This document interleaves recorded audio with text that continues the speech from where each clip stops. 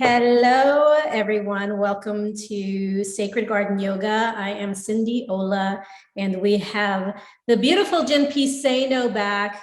And we just had to jump on here because we're going to talk about the sacred feminine.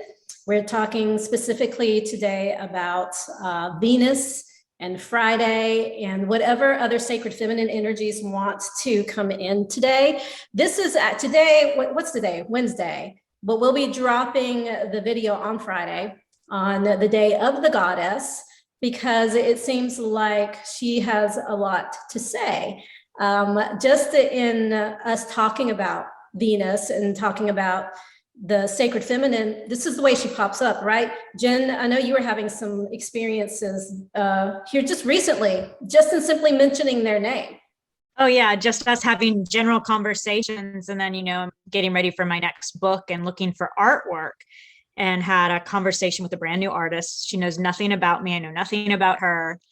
And in the midst of talking, she's like, I have this vision and it's Venus. And it's like, she's explaining the art in this delicious, yummy way. And I'm like, man, the synchronicities are just amazing. Mm-hmm. And here, right, getting ready for you, I had, she popped out of my book, just jumped out of the book. And so they're here, they work that way. And when they want attention, I think they command it. Mm-hmm. When they have something to say, we are the vessels for that, not just you and I, but anyone who's willing to listen. On one of the videos I made before about the sacred feminine, what came in really strongly for me, and I know you probably feel this too, Jen, is that they want to be embodied.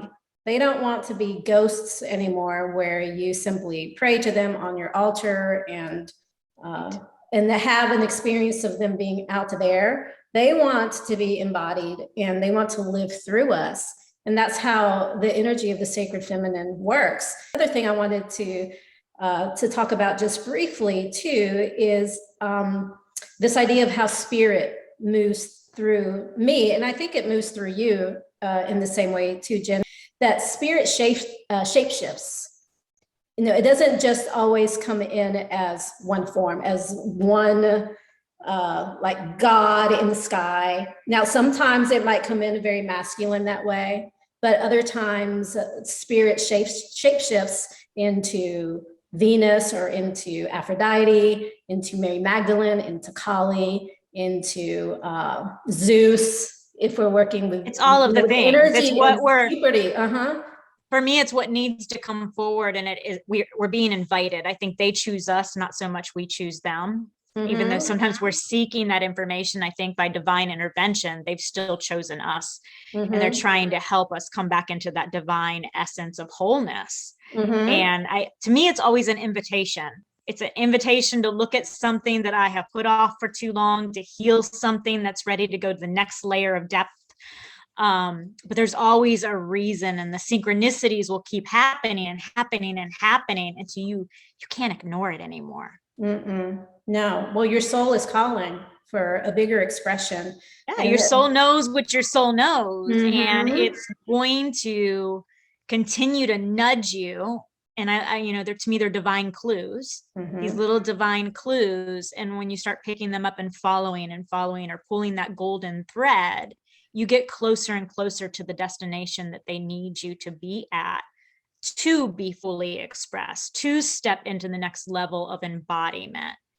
And I know we're talking about the divine feminine today, but I think it's also important to mention that the divine feminine, divine masculine energies are in all human form. We are both of them, no matter what gender we associate ourselves with. It's both. And we need both to be able to feel into our wholeness and our divine essence, and to be within balance and peace and harmony. And that's something I know I learned on my path. I was flip-flopping one or the other.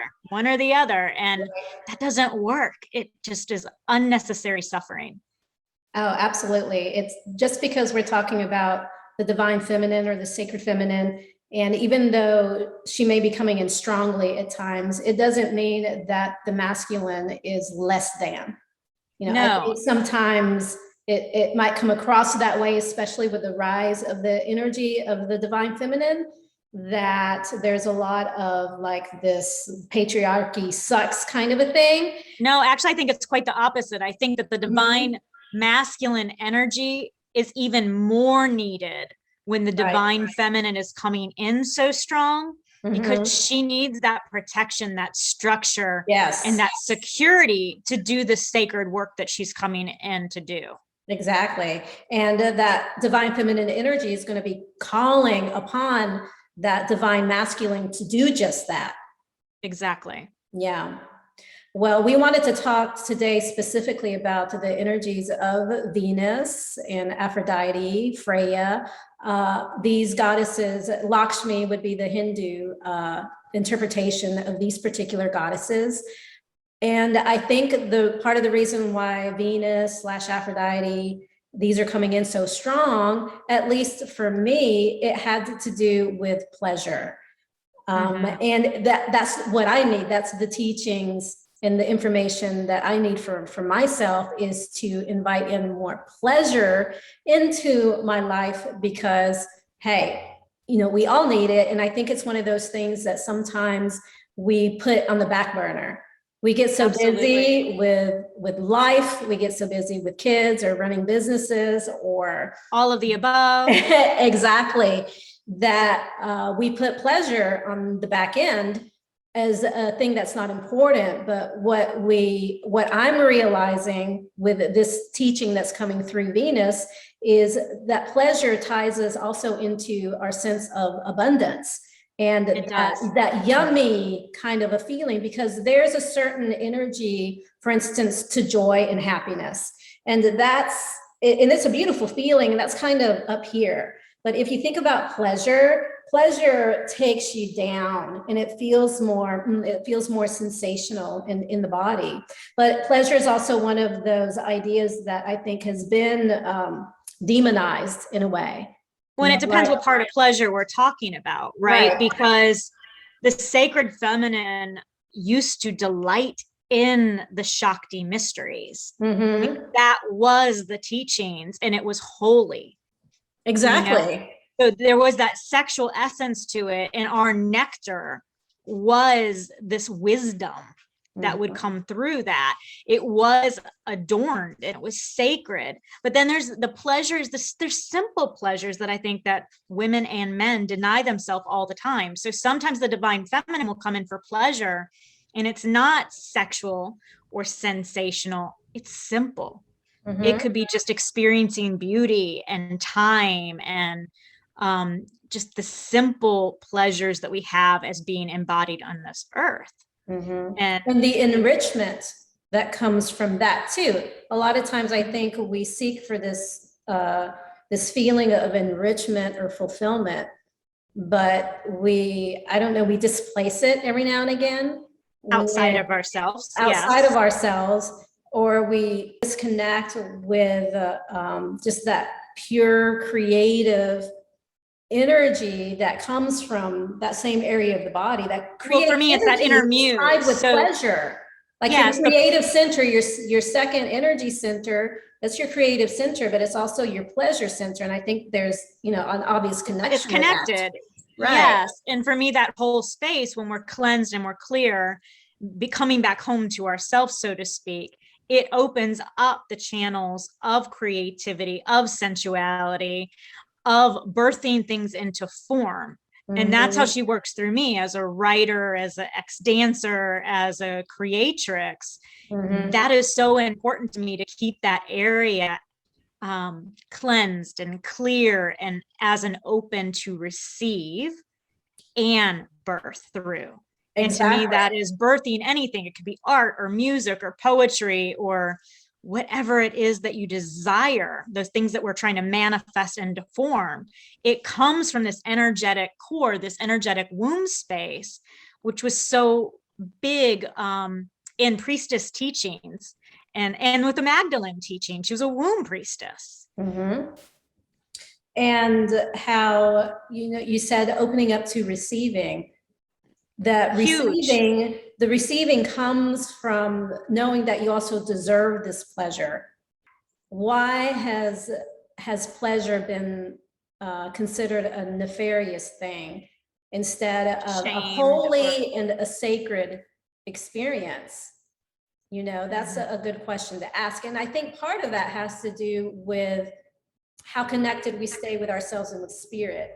For instance, there is one idea of pleasure where it turns more hedonistic, and it turns it into pleasure seeking for escapism.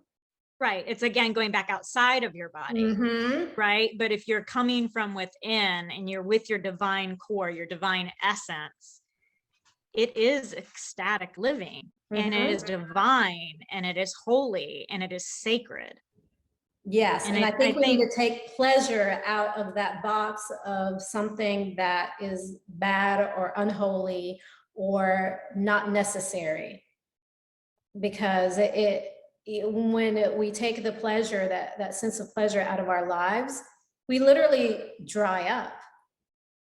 Yeah. You need that vitality. It's life force energy. What is it? Chinese medicine talks so much about how the vitality works through our bodies, and orgasm is very important. Right. Pleasure, touch. I mean, even just touch, even if it's not sexual touch, it is so important for human connection, for our own well-being. Or enjoying the sensation of taste, enjoying every single morsel of bite that you eat and feeling it on your tongue. When you open your eyes, really seeing and taking in the beauty and the texture of what you're looking at. Exactly. It's very tactile. Yes. It brings you more into the present moment. It does help. It helps you embody. Yes. It helps you embody the gifts that are a part of our divine birthright to be here embodied on earth. Those are the things like Hathor is one of the goddesses that I love. I've done lots of work with her through my priestess path. And it's the same as Venus and Freya. They are of beauty and of pleasure, but they also are taking the full spectrum of living. It's all of the colors, all of the space between the spaces, and valuing it and having gratitude for all of the different ups and downs and tastes and textures, the good, the bad, the dark, the light, bringing it all together in this integrated human experience. That is a gift. And I think bringing this into the sacred mysteries, and talking about the 13th, right? Friday the 13th, or Freya's day, bringing that all together, I think, is really powerful when we're talking about the goddess and how everything comes together all around that. Venus, it's not just her day, it's any of them, depending which part of the world you're in, but that day is of divine feminine power. It's of divine feminine essence. It is of strength. It is coming back home to yourself. And it was a really lucky day. And I mean, pre-Christian times, it was a sacred day. And then it flipped. Yeah, it flipped. Right? I know, because Friday, even if we think about what it's named after, yes, Friday in the English language Freya is named after Freya. And if you look at the Latin days of the week, they're named after the Norse, Freya is the Norse goddess, they named after the Roman, and Vierinus is lined up with Venus. So Venus, Friday is Venus's and Freya's. And it's a day of celebration. It was a day to make love. It was a day to celebrate. It was a day to take pleasures in. The last Friday, the 13th that we have, it was a couple of months ago. I remember, because when I woke up, I didn't even think about it being Friday the 13th, but I was actually preparing for a workshop on the goddesses, and I was really working with the energies of Hathor and Isis. And I was here at the studio. I remember I was just sitting here writing some notes, and there were three main things that came in that day. Now remember, this is before I even realized that it's Friday the 13th, but there's three main symbols that came in. One was the flower of life that was brought in by Hathor. The other was the ankh. I don't know if y'all know what the ankh looks like. Do you have it? There you go. And that is the key of life, according to Egyptian traditions, because, you know, Hathor and Isis are Egyptian. And then Kabbalah tree of life. Yes. And that also is said to hold some of the mysteries of Isis. And when I was thinking about this afterwards, I was like, wow. Then it dawned on me that it was Friday the 13th. When all these symbols came in, this is how the goddess works. She works very synchronistic this way. And I was like, wow, it's a celebration of life. You think of the flower of life, the key of life, the tree of life. That was what she was communicating on Friday the 13th. Right. And I mean, everything about it, and part of that human experience is what I learned through Hathor, is bringing in all of the pleasure, but also taking all of the medicine from all of the pain that we endure here as well. But being able to have gratitude and love for all of it as a human experience, right? And bringing that in, 13 also is a symbol of life and death, or death and rebirth, right? It's very tied to the blood mysteries, which, you know, I geek out on some of this stuff with womb work, and it's halfway through our cycle. So that's where like halfway through our cycle is like 13. And that's the midline for death and rebirth. And there's like that space in between the space. And I love that so much, because it is also, our power is very strong in the different points of our cycles. And the goddess, when we work with the moons and bringing this, all the divine feminine into the moons, it is very, very cycled. And 13 is the number. We have, if you talk about the female body and the female cycle, usually we go through 13 cycles. There are 13 cycles of the moon. And if you look at the calendars way back when, before the Gregorian calendars and all that, they were based off of that. I mean, they still are. They're still lunar in a way, but they also brought in, you know, some of the solar aspects as well. Right. And even, I mean, talking about the solar axis, I think it's so cool that Venus cycles around the sun. What is it? Every 8 years, and it goes around the sun 13 times. I know. That's Isn't amazing. that cool? It's so cool. So it's like all of these different things are layers upon layers upon layers. And I think, in my belief, science is just barely catching up to what mystics knew for centuries. And it's just really incredible to see how it all lines up mathematically, scientifically, and then just taking that and talking to elders and looking at some of these different tribes around the world where there's still peace elders speaking their medicine, and seeing how they're like, we've been talking about this forever. I know, right? And speaking, continuing to speak on the number 13, 13 is, you're talking about the blood mysteries, which is often very associated with the mysteries of Mary Magdalene. Oh, yes. She popped out of my book too. Yeah, she popped out too. 13 is a number that is associated with Mary Magdalene. Some people considered her the 13th. Together with the disciples and Jesus and everything, it made 13 of them. And some consider Jesus the 13th. Which is really interesting to look at that too, because the two of them, to me, were a power couple. You know, they balance divine masculine, divine feminine, and perfect unity. And it's just really, that's a whole nother topic and a whole nother podcast. They were the ultimate expression of that holy matrimony, of the sacred marriage.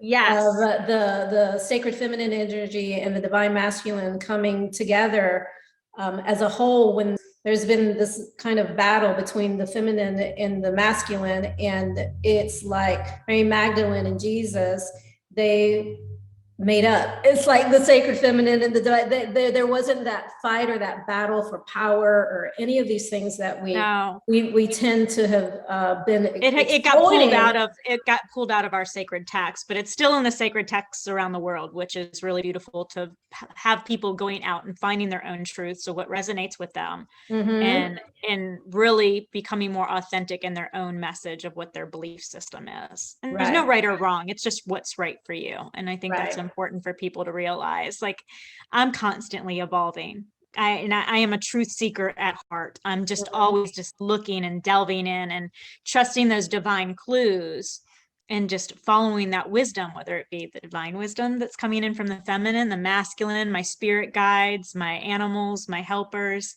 And often it's just conversations through great soul sisters and spiritual brothers, that we open these conversations up to help us expand. Do I believe this? Do I believe that? Or am I somewhere in between? And it's this dance of life that we're just constantly moving through and evolving through. And I love that. Yes. And it's taking these pieces of wisdom that have been around for forever and ever and ever. These planetary influences, speaking of Venus particularly, these we've been working, or our ancestors have been working with these planetary influences for, again, years and years and years and years and years. And so much so that they named the days of the week after these planetary influences. And the importance of, or how we can use them to heal and to integrate and to remind ourselves of the wholeness. But they come in to show us pieces of ourselves that maybe we've forgotten. And, yes. And they'll come in a way that we remember. Mm-hmm. Right? They're going to come in a way that you can receive them. Right. Whoever you are, right? It's going to come in the synchronicities too. They'll show up in ways that you will be able to receive it. And I think that happens so that it's more digestible for us, right? There's a growth to it, but I think there's also, I don't have the right wording, I'm sorry.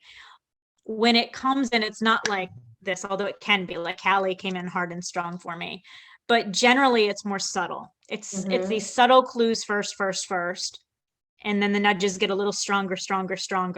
But I feel like it's almost building us up to be able to receive the full messages. Right. Does that make sense? Yeah. You open up. Sometimes you need a little foreplay. Yeah, you got to warm up to it. Yeah. I love that, I geek out on some of this stuff, and especially I try to look at some of my Italian roots, and there's something that they call the moon tree. And when you said tree of life, I thought about it, and then I forgot to say something to you about it. But the moon tree, what I think is so cool is this tree represents our system of beliefs, right? And then the fruit of this tree represents enlightenment. Now, the enlightenment only gets to be tasted and savored from receiving the teachings. And the teachings are all found within. So it's like this whole system, in the way that it speaks to each other, is like we've seen in every other culture. If you look around every culture, they have their way of teaching the same information. It's go within. Oh, and that's where you get to get the nectar, the fruit, the sweetness, the enlightenment. Yeah, I think receiving is a big part. And even if you look at the female anatomy, I mean, yes, we give birth, but our anatomy is also built to receive. Yes. And I am so sorry. I have to let my puppy outside. Do you hear those bells going crazy? I do. Puppy and her personalized door service over here. I heard the little jingles in the background. She was like getting harder with them as I'm ignoring her. And what is your dog's name? Freya. That one is Freya. The other one is Thor. So yeah, she was named after Freya, the goddess of love. And she's a lover. And that's another aspect of Venus that is a really important part of her teachings. Venus and Aphrodite and all of these is love. But the love that is pure, and sometimes that love, it was interesting because a couple of weeks ago, I told you where this big dragon was coming in. Yeah. But it part of it represented the aspect of love that's also just absolutely almost wrathful in the way that it stands for unconditional love. It wasn't going to put up with any kind of love that was fragmented or conditional or anything like that. It was the kind of love of the Divine Mother. When you think of the Divine Mother, sometimes we think of the Divine Mother as only being nourishing and sweet and pink, the color pink, which is a beautiful color, or more submissive. But being a mother, that it's so much more than that, that you will also stand up for your child in the most, when the mama bear comes out, in the most with Mama Bear. kind of a way, because that's the kind of love that is needed sometimes. I think we need that love for ourselves, right? And that's part of the things that these goddesses teach us. There is the love of our loved ones, right? But then there is that love that is not so conditional, or all the rules we place on ourselves, Right. all the boundaries and limitations and blocks and barriers. These goddesses come in and they start stripping those away. Right. And stripping them away. And they show us the more of the fuller idea of what love is. We put it into the small container, and these goddesses come in and they show you all the different dimensions of what love really is. Yeah, and the love that's directed out there, but the love that's also directed toward yourself. It's that radical, like true radical self-love, where if you don't look at yourself and look at all of these pieces that you've tossed into the luminous dark, because for some reason you thought that they were labeled inappropriate, like pleasure, like but if we don't start here, then you can't get it outside of you. And that's the thing, is so many people are looking external for the next person, their best person, their ideal person. But if you don't correct loving yourself first, that person external is always going to fail you. You're always going to end up disappointed, hurt, frustrated, right? It has to be, you got to love this one. Yeah, and it's a fierce kind of love. As I said, it's not a soft love. It's a love that can scare you sometimes. It's a love that you don't even want to go there. Like, you don't want to even look at that part of yourself. But it takes that kind of fierce, kind of radical, scary. It takes a you gotta love your menopausal middle, and you gotta love your laugh lines, and it, like, you really do, because I think these goddesses, I'm saying that with humor, but it's true, because I'm going through that now, and you've heard me talk about this, coming into this next phase of life, and really being able to have that love for this new body, and have that love and a sense of humor sometimes. Yeah, I mean, aging is not for sissies. It is not. The way it requires you to love yourself, it's a totally different kind of way. It is a different kind of way, and it takes away the things that were, in our 20s, you could have a different appreciation for your body. And as your body changes, you have to grow with that. And luckily, we have done so much spiritual work along the way, most of us, through hard knocks and life lessons. We evolve to prepare us for the, it was a muffin top, and then it starts turning into a triple layer cake, and all the things that happen, the gray hairs that are coming in. But there is this love of self in a way that we have to feel comfortable in our own skin, bringing us back into that embodiment piece. And I think it's intertwined perfectly that these goddesses are about love and beauty and abundance and pleasure, and those things meld together beautifully, because you have to be able to look at all of them to have any of them. Oh, yes. And the aspect of beauty too. And also increasing our idea of what beauty means, instead of, and it has to change. Talking about how our body is changing. I think we're beautiful now in a different way than we were in our 20s, but the beauty runs through so many different layers now. Yes, I just keep reminding myself, those goddesses were all round. They were a sign of abundance. That's right. Yeah. But yeah, I think the teachings of the goddesses, it's that they're speaking to you, because their language, like their love language is things like bliss. When you feel blissful, when you feel ecstatic, when you feel excited, or like you're vibrating from the inside out, when you feel really, really alive, that is the fingerprint of the goddess. That vitality, that creative vitality too. When the creativity comes through me and I'm just writing, and it just comes in, it's like nothing else. It's incredible. And that's not coming from me or from here. It's just flowing through. And all I am is a vessel willing to receive. And I think for anything, whatever your art is, your passion is, allowing yourself to mingle and dance with these energies, you'll be pleasantly surprised what actually comes through you if you allow yourself to be a channel to receive. It comes right back to receiving. the connection of receiving to pleasure, that we have to open up our body, our chalice once again, to even just open up and explore these ideas in a way that it's not shameful, or it's not, you don't feel guilty, or you don't feel, or not worthy enough. So many women fight with, am I worthy? Am I worthy of this love? And then they sabotage this great love, right? Because they start going into this place of woundedness that I'm not worthy. Same thing with abundance and financial abundance. Right. It gets sabotaged because it's like they can't hold that energy that I'm worthy of this much. Exactly.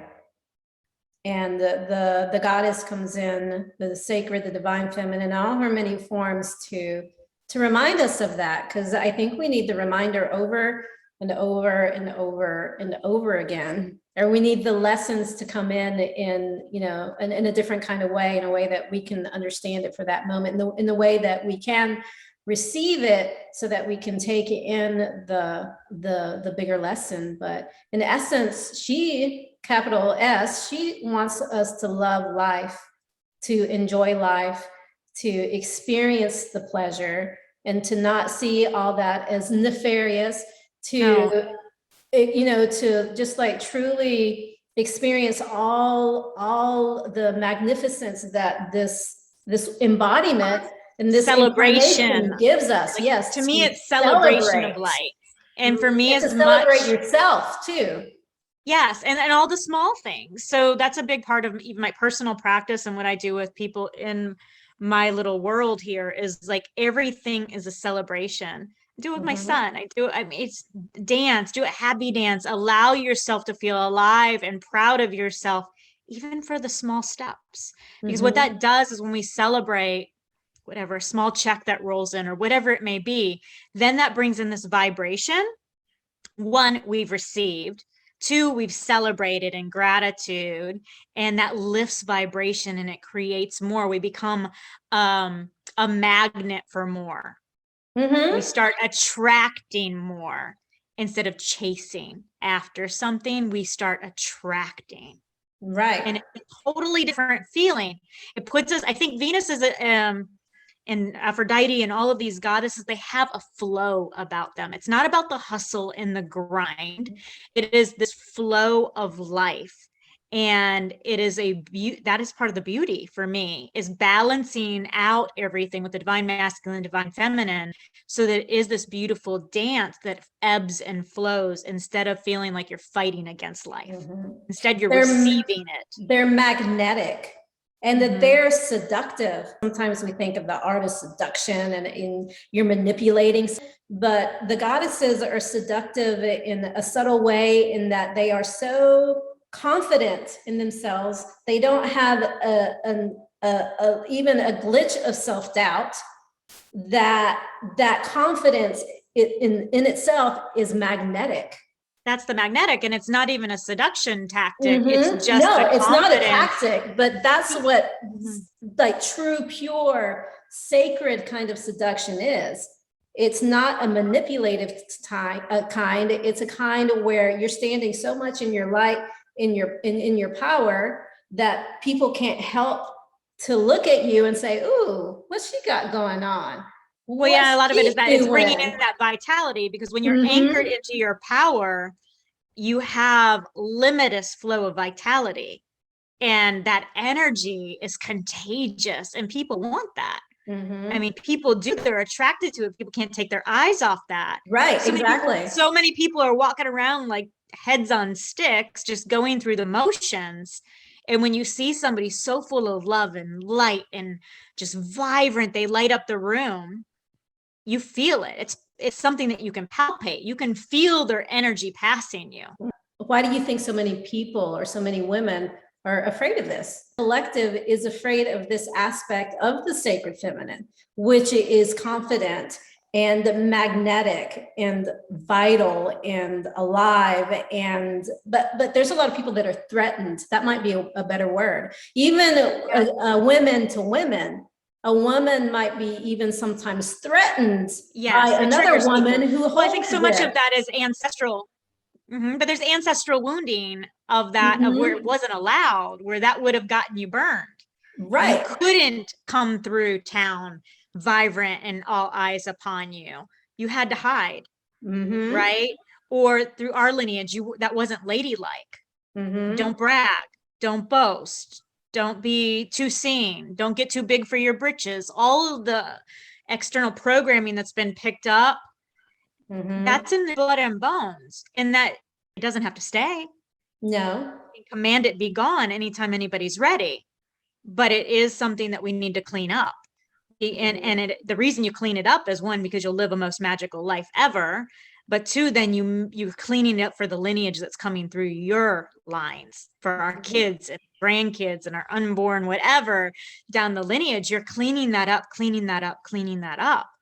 But I do think that it is that. I mean, people have had it from their families, from teachers, bad experiences in school, all of those things. You talk too much, you're too loud, you're too aggressive, right? All of the things that are people in their power, they've used negative words for those things, but realistically, it's people being authentic in themselves, and then they were squashed. We're threatened by women like these.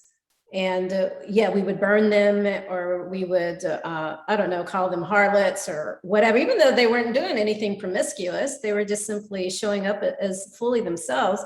The threat that poses to other people, I think it also, what am I trying, how can I say this? It is showing, let's say that you are threatened by someone like that. It's showing where you have shoved it down so deeply inside of you that you have fragmented it, that you have shamed it.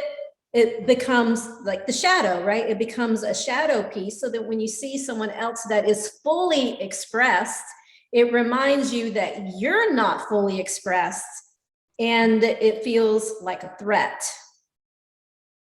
And feel like a threat, it can feel icky, yeah. And then if you, even take it back further to, some of the social conditionings, why some aspects of religious dogma wanted to suppress the feminine, because a powerful woman, it ruins the narrative. Yeah, it was dangerous, and it ruined the whole narrative. Right. Well, I mean, there's so much to that. When you look at patriarchy, they also shut down women and then took their properties, and the churches became rich. Like there's so many different phases of that and why it was happening. And depending what you read and what you follow, it'll take you down a different journey on that. But that is a big wounding that needs to be corrected. Exactly. And I think that's why all this sacred feminine energy is coming up now, is because all that wounding, it's wanting to.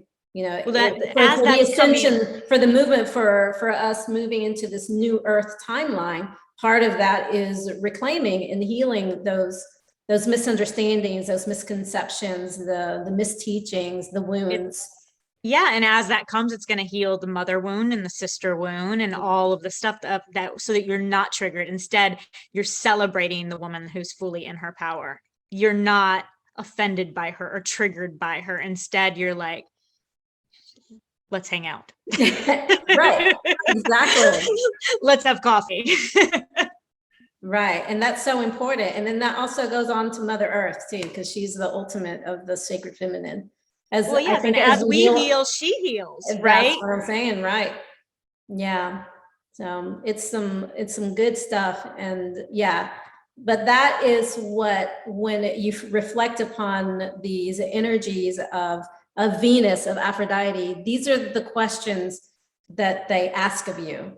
They ask you to go deeper within yourselves. Yes, we're made up of so much, and the divine feminine is coming in because it's ready, but we are so much. We're not just one linear thing. We are made up of so many different emotions and energies and vibrations that full spectrum of light from white to dark, we contain the whole thing. And when you start to experience all the other different elementals or the other different deities or gods or goddesses, they represent a piece of that light, you know, an essence of, okay, this is this part of the light, then this is this part. It's all part of the sacred. It's all part of the one sacred, but they take, you know, they represent just a fragment of a piece of the light that we are, and it reminds us. Which is beautiful. It's so beautiful. In that process, as we receive it, we're reactivating those pieces of ourselves.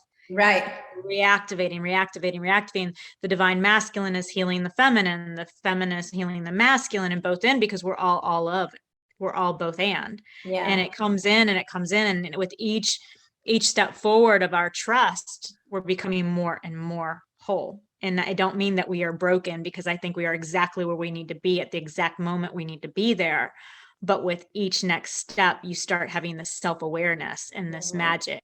You remember more about who you are and your wholeness. I think that more than anything, it starts feeling safe.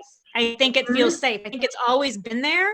It's just, it didn't feel safe for a lot of people. So the more anchored and rooted we get into our divine wisdom and our sacred power, and cleaning up the trauma of the past, of the lineage, our ancestral wounds, and it just brings us back home to ourselves. Yeah, and it's exciting and it's fun. Sometimes it can bring out tears. It can be challenging. It can be difficult, but it's all worth it. But it can also be fun. Again, and I think it needs to be fun. The goddess helps us with that. It brings back the essence of making this experience where it's not just always, where you're not just always in tears and broken down, but she builds you back up again.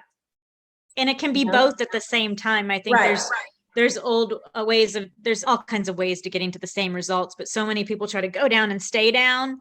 And that's one way some spiritual teachers teach, and it's all in the shadows. And I think you go in, but you're always doing both. To me, it's you have to come back up. You're going both. It's always both. And as you're doing it, you're celebrating it, what you did, just like they did in indigenous tribes. You're celebrating the hard stuff that you go through every step of the way. And again, that's just expansive energy. And that is the sacred alchemy too. When we think of what the word alchemy means, well, I mean, I knew that the original alchemists, they were turning lead into gold, but it's us turning our poison into nectar. And using those experiences, those difficult, challenging, suffering experiences that we have gone through, and seeing how it has made us more, you know, just more connected, more whole, more powerful, you know, strong, more compassionate, more connected to other people. That is the path of alchemy. It's turning what we might consider as poison into sweet, sweet nectar. And using it and seeing all the life experiences that we go through as part of the bliss, you know, as part of the ecstasy in a way, even though it might be coming in a very bitter or salty form, it's still a flavor. You know what I mean? It's like a flavor of life that we all need. And sometimes it has to grow on you. You might not savor it right away. So let's just put that out there. Sometimes you got to get used to it, warm up to it a bit. But yeah, it always, if you allow it to be transformed, it most certainly will. Yeah. Well, I think that's a good place to end this conversation. We will be talking more too about Venus. We have a course coming up January 22nd, where we work with 3 of the planetary influences. Is that right? Sun, Jupiter, and Venus. Yeah, Sun, Jupiter, and Venus. Yeah, so we'll really delve in deep into more of the juiciness of Venus and that aspect of the sacred feminine, because And we would recommend to you even now, if you believe in creating sacred space, go ahead and create an altar and put some beautiful flowers or some roses. If Mary Magdalene if she attracts you, put something that reminds you of her, or if Venus, or whatever reminds you of the sacred divine, put it on the altar, light incense, so that you begin to awaken up all of your senses. Enjoy your food. Again, when you see something, really look at something. This is how you will attract more and more of the essence of the divine goddess. She's always with you. Absolutely. And for those of you who do have trauma and wounds of the past, I have a womb healing that's free on my website that I'd like to offer you. And that can be for men or women. Everybody has an energetic womb space. And there's other free downloads there too. For abundance would be a good one too, to bring in this beautiful energy of Venus. And that would be at jenpsano.com/resources. There's lots of yummy stuff there for you. Actually, there's a chocolate cacao recipe for Aphrodite too. You know, that whole page is very, actually, now that I think about it, is very Venus-y. Very Venus-y? Yeah. Yeah. So there's lots of fun things for you to delve into. Yeah. Well, we're here to support you on your journey. And thank you so much for watching. We'll create something fun and new very soon. Bye-bye. Bye, everyone.